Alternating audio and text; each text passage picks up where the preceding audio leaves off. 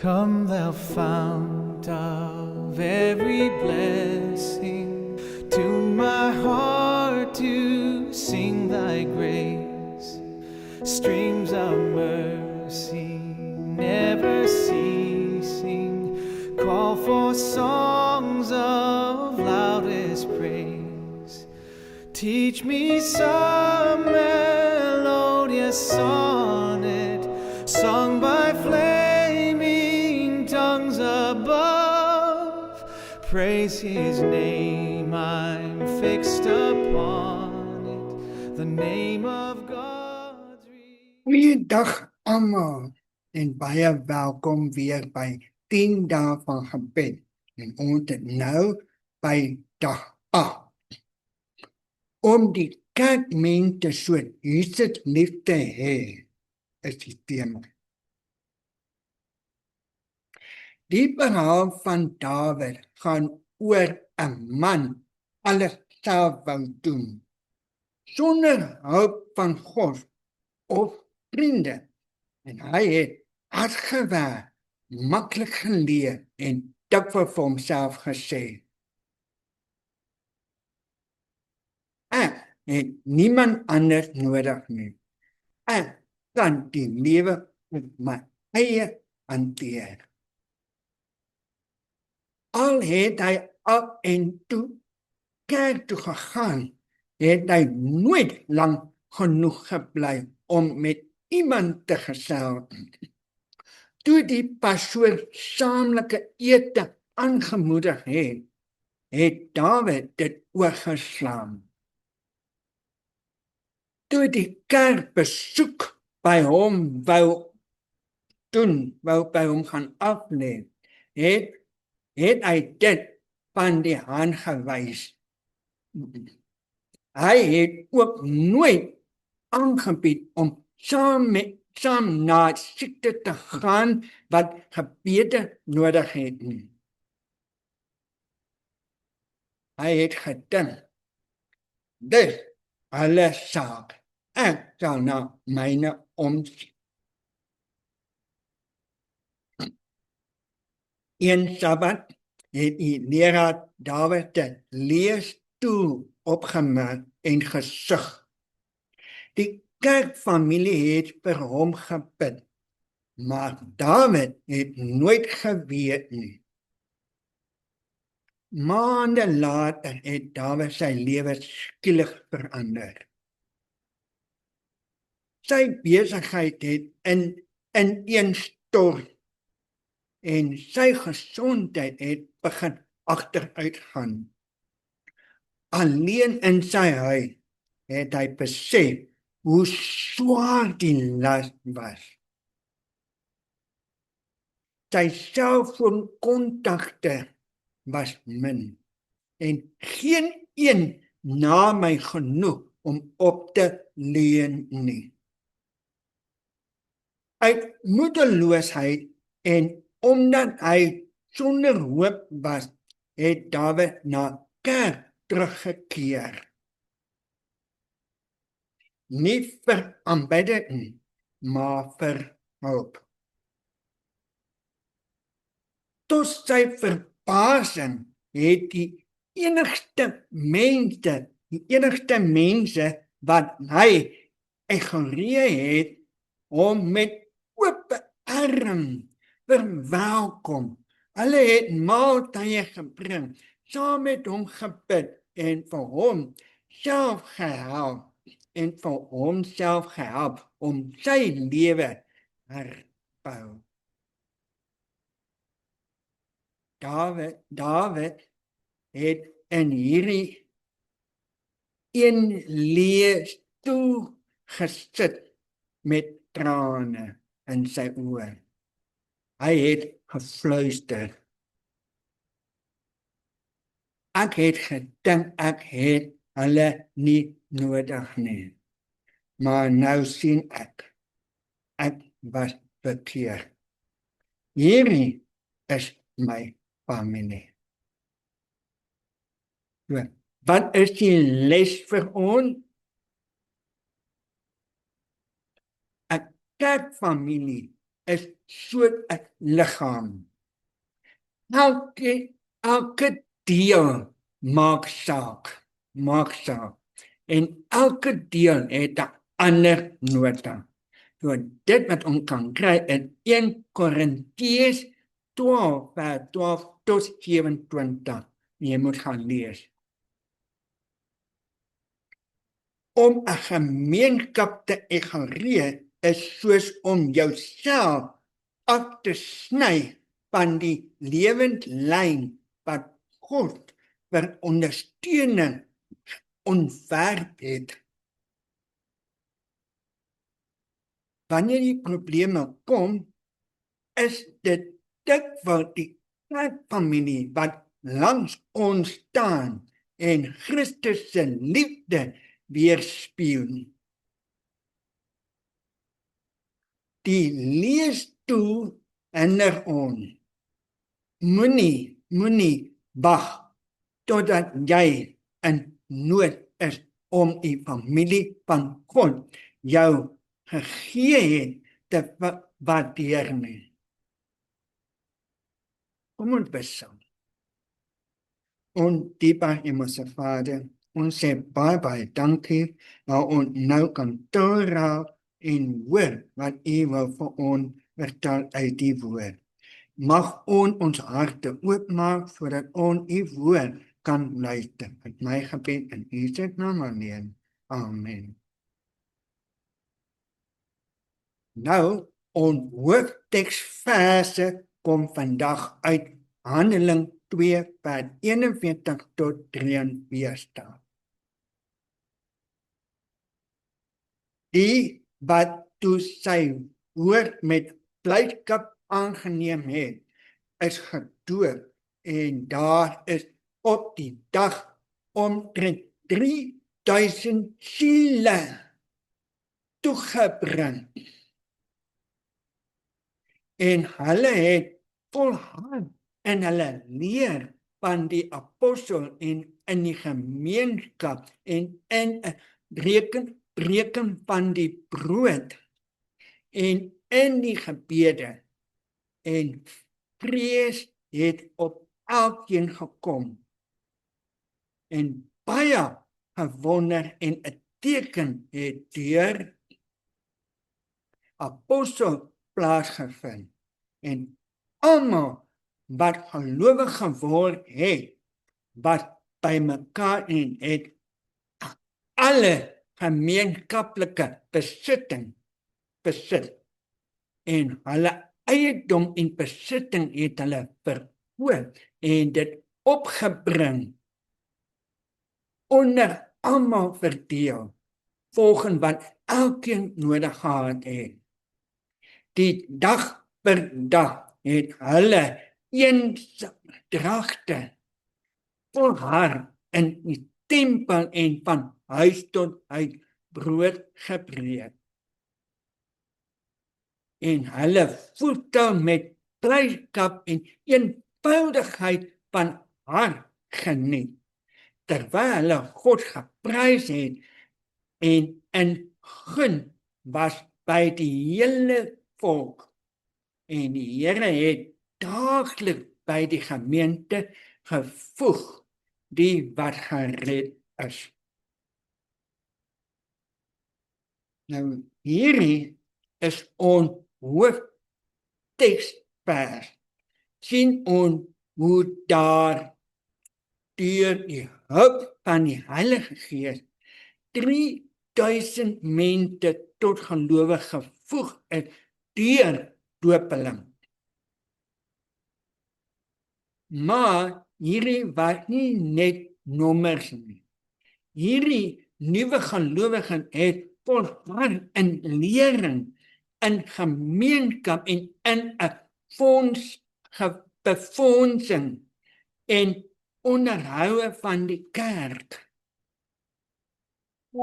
Hulle het seker gemaak dat almal gekry het wat hulle nodig gehad het, terwyl hulle God geprys en in 'n goeie stand vas met die hele volk.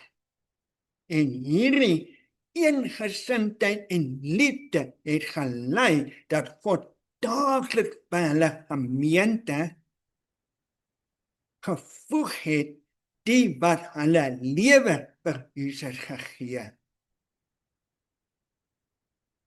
Handeling 2 vers 44 sê, die wat toe sy woord met blydskap aangeneem het, is gedoop, en daar is op die dag omtrent 3000 siele toegebring.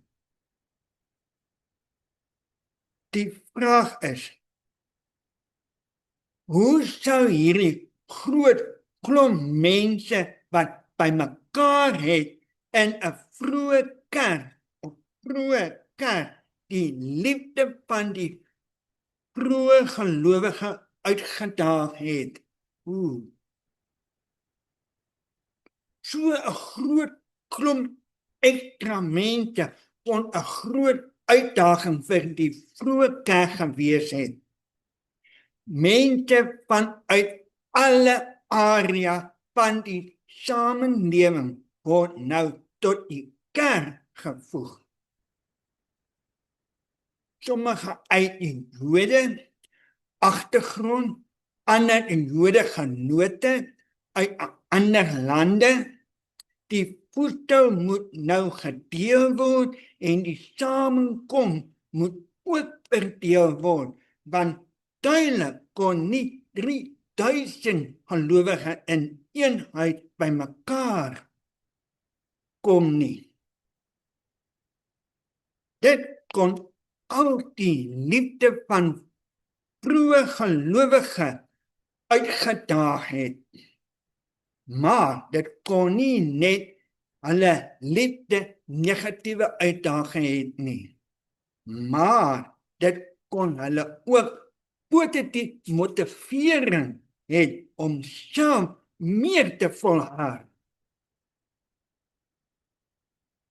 En met 'n groot vrymoedigheid te spreek oor die verlossing wat deur in Jesus is. Want kyk, die groot bevolking van mense wat hulle lewe toegewy aan Jesus Christus.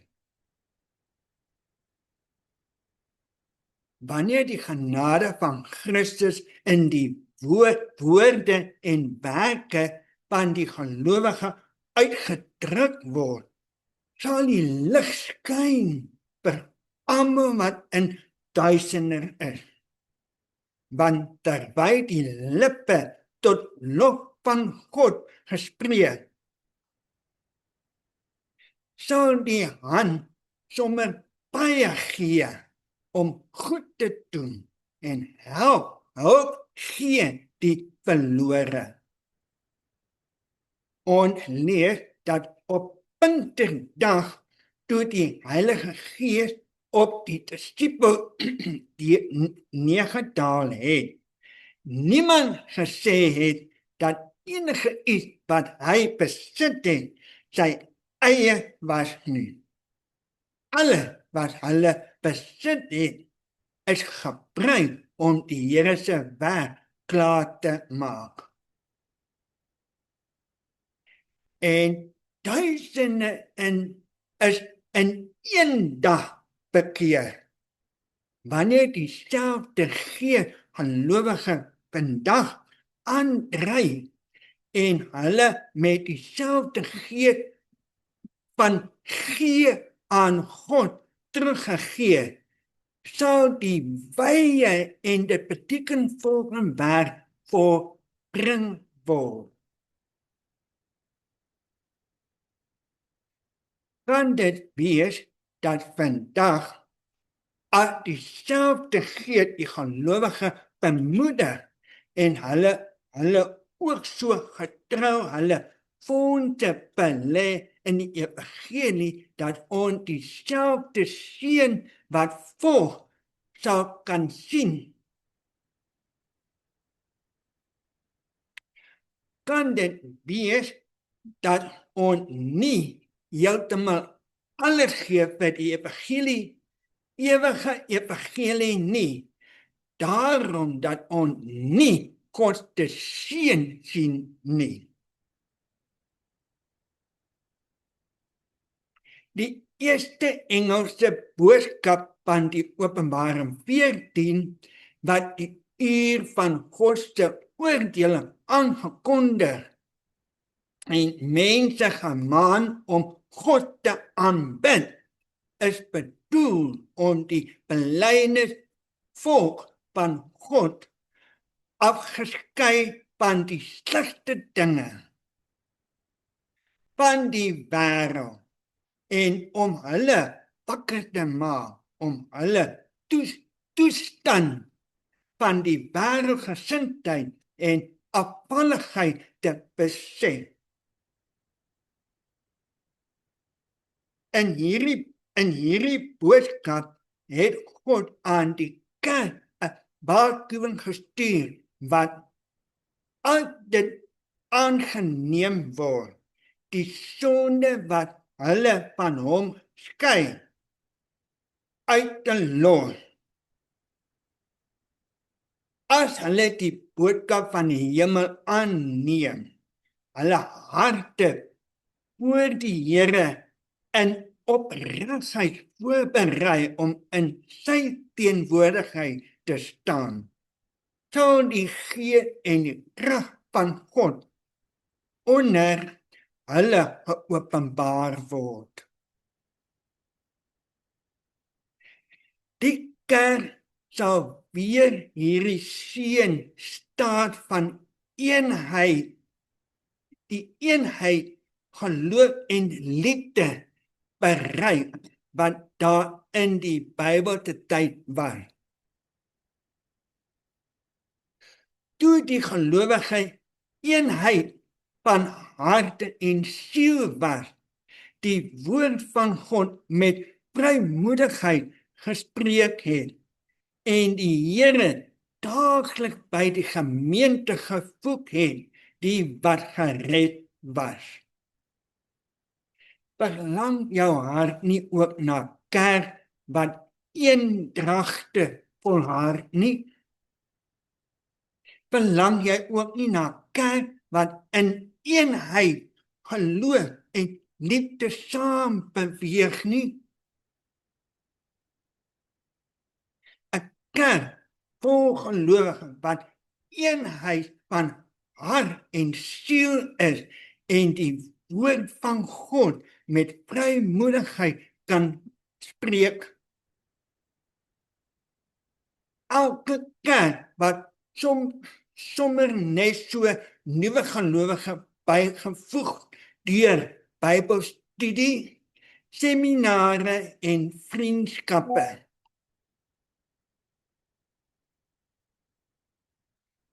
Ek glo ons kan die eenheid bekom as ons aandag vra vir die invulling en die leiding van die Heilige Gees. Handeling 2 vers 42 tot 44 sê, en hulle het volhard in die leer van die apostel en in die gemeenskap en in 'n breking van die brood en in die gebede. En vrees het op elkeen gekom en baie wonder en teken het deur die apostel plaasgevind. En almal wat gelowig geword het, wat by mekaar en het alle gemeenskap besit. Hoe het die Heilige Gees die manier waarop die vroeë kerk by mekaar liefgehad het verander? Die Heilige Gees het die gelowiges harte so aangeraak dat hulle in alles volhard het. Hulle het volhard in lering. Dit wil sê daar wat een gesindheid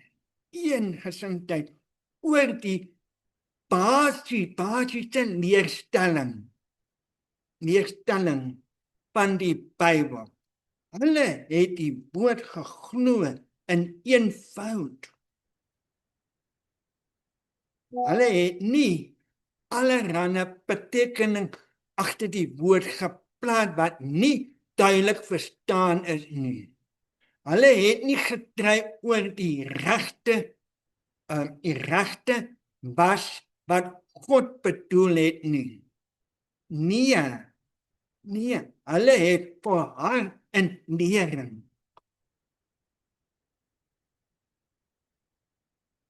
Hulle het ook volhard in gemeenskap.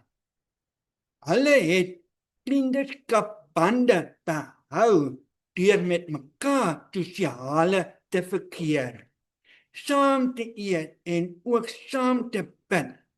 Hulle het nie allerhande verskoning gehad hoekom hulle nie kon saam bid nie. Hulle het geweet as hulle saam bid, sal hulle kan saam staan. Die teksvers praat oor eenheid en dat hulle altyd by mekaar was. Dit word rekenmeterskap genoem. En dit beteken rekenmeterskap genoem. En dat hulle al hulle besitting gegee het vir die bevordering van die evangelie boodskap. Dit wat die hoogste doel in hulle lewe, sodat die ander ook die vreugde van verlossing kon ervaar. Verlang jy nie ook na sulke eenheid en eengesindheid, sulke gemeenskap en liefdesstuding gelowig nie? Dink net, wat sal ons kan bereik? Wat 'n verskil ons sal kan maak in ons dorpe? Die gelowige moet altyd die liefde eerste stel, wat die harte van die apostel gevul het na die uitstorting van die Heilige Gees. Hulle moet voortgaan in gewillige gehoorsaamheid aan die nuwe gebod. So ek julle liefgehad het, moet julle ook mekaar lief hê.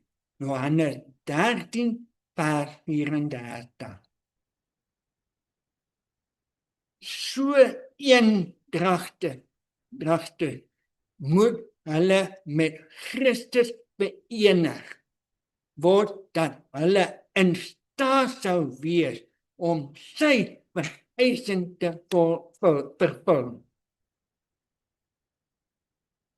Die krag van verlossing wat hulle deur sy geregtigheid kon regverdig, moes so verheerlik word. Hoekom maak jy nie vandag die besluit om ook hierdie liefde te koester wat die harte van die apostel gevul het nie? Kom ons beywer om ook in gewillige gehoorsaamheid aan die gebod van liefde te beweeg, om mekaar lief te hê, soos Jesus ons lief het. Kom ons keer terug na Handeling 2 vers 41 tot 45.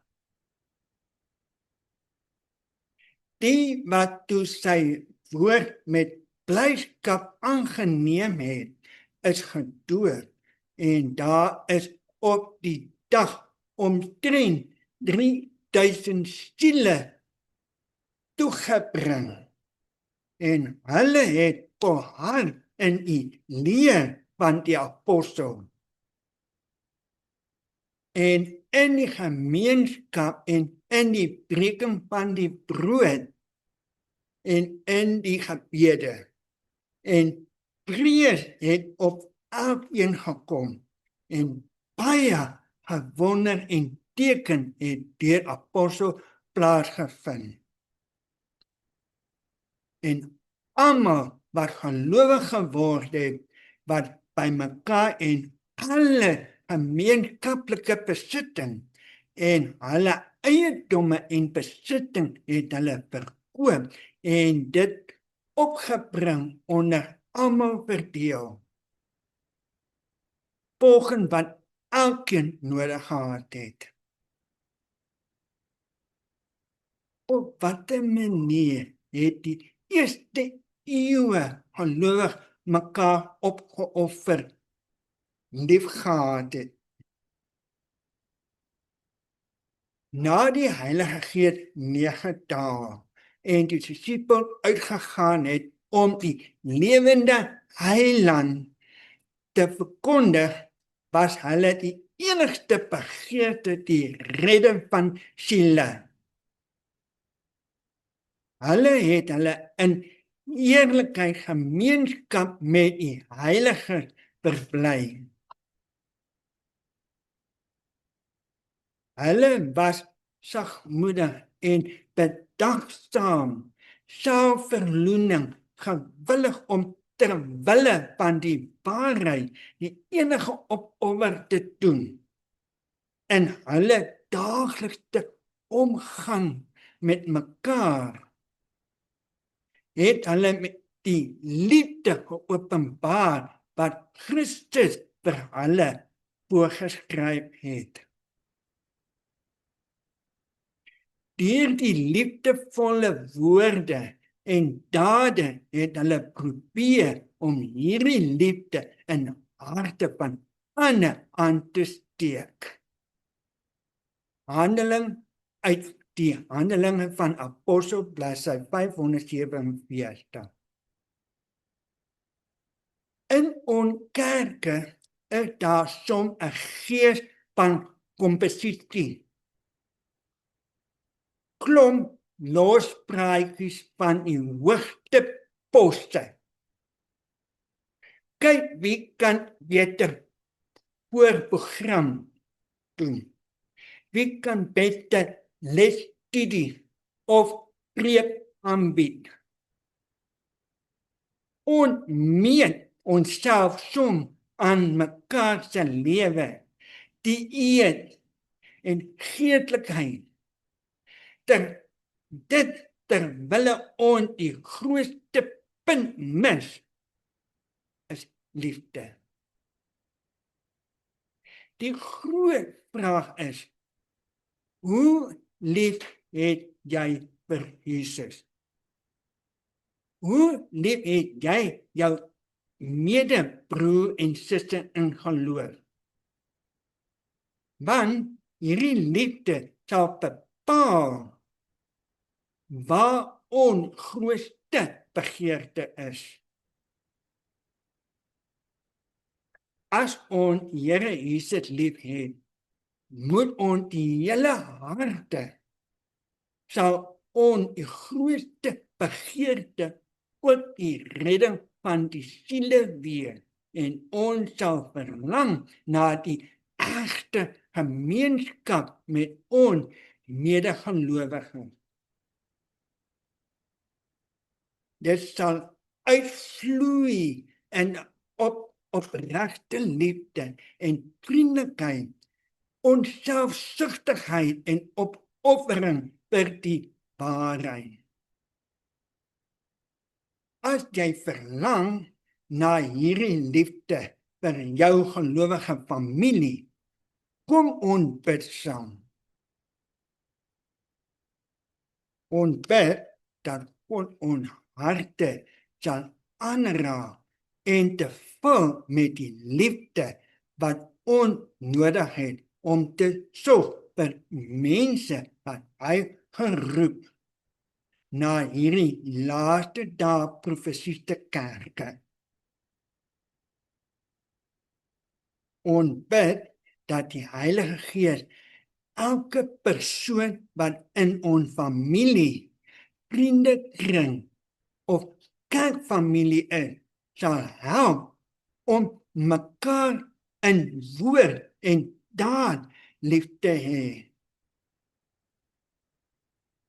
Ons bid dat die Heilige Gees ons sal leer oor onhouding van harte teenoor almal in ons kerkfamilie wat behoeftige is en in nood is. Help ons om die liefde te ervaar wat die vroeë kerk ervaar het toe hulle ingevul was met die Heilige Gees. Dat ons mekaar ook met die diepte liefde sal hê, sodat ons as kerk een gesindheid kan voortbeweeg in ons stendinge.